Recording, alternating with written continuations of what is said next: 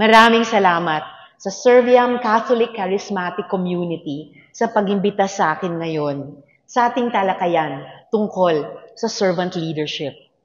This is a quality all of us must strive to embody, just as Jesus lived to serve, not to be served. Yes po, lahat po tayo.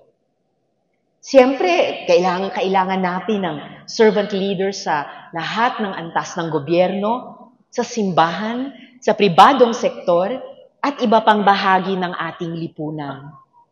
But I am also guided by the saint of the little ways, my patron saint, Saint Therese of Lisieux, Saint Therese of the Child Jesus, who said, the path to holiness can also be achieved by doing small things with great love. I felt that great love during a campaign season many years ago. Nagbe-breakfast kami ng campaign team ko sa Jollibee, sa East Avenue, sa Quezon City, nang may lumapit na matandang babae sa akin. Sabi niya, "Excuse me, for your campaign fund." She then pressed 2 carefully folded 1,000 peso bills into my palm. Hiningi ko ang calling card niya, pero umiling lang siya at naglakad palayo, ngumingiti. Sa totoo lang, umiyak kaming dalawa ng campaign manager ko pagkatapos nun. Kasi napakaliit na pagkilos sa tingin ng iba, pero para sa amin, sa panahong yon, napakalaking paalala. Hindi kayo nag-iisa. May naniniwala sa inyo. May pag-asa pa. That one small gesture reminded me of the butterfly effect. When a butterfly flaps its wings, it can cause a hurricane. And that one act of kindness, of faith-driven action, fueled our hope and gave us strength to carry on. Kung hindi siguro nangyari yun, baka hindi ko rin kayo kaharap ngayon. Ganito rin po sa Senado. In the many Senate investigations we have conducted, small but pivotal decisions dictated the outcomes of these probes. Bago natin mapanagot sa mga aligasyon ng pang-aabuso ang mga kontrobersyal na personalidad, gaya ni na Senyor Aguila, Apollo Quiboloy, o Guo Huaping alias Alice Guo, kinailangan ng mga victim survivors nila na mag-ipon ng lakas ng loob para magsalita. In those instances, I saw not only bravery, but faith in action. Pwede naman silang manahimik na lamang at mabuhay na parang walang nangyari.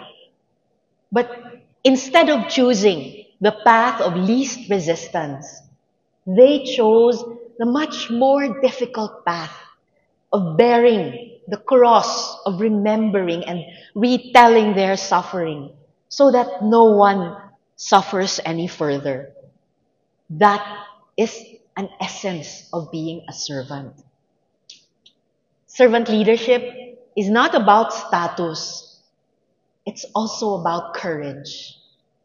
Di mo kailangang maging sikat, mayaman, o makapangyarihan para makapagbigay pag-asa.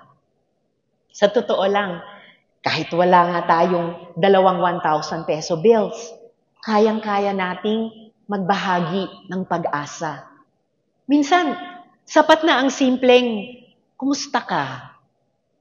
Sapat na ang pagsama, pakikinig, pagdamay. At tandaan po natin, hope is infectious. Sabi nga, sa social media, galit ang madalas kumalat.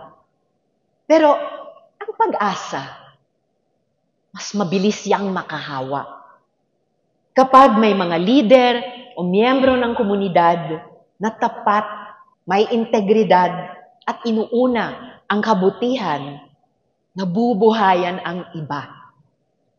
We start to believe again. Integrity rebuilds trust. Ethical leadership restores faith. Sa panahon ngayon na tila sinusubukang guhuin ang tiwala sa isa't isa, lalo nating kailangang maging tanglaw.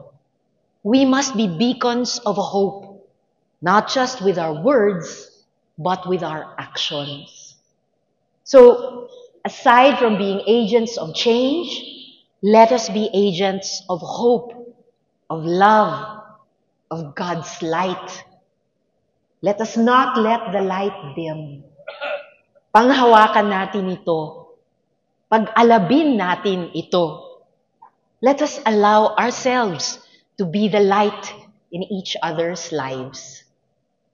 Because sometimes, keeping people's hope alive is that little thing we can do with great love. Muli, marami pong salamat sa inyong lahat, and may the good God bless us all.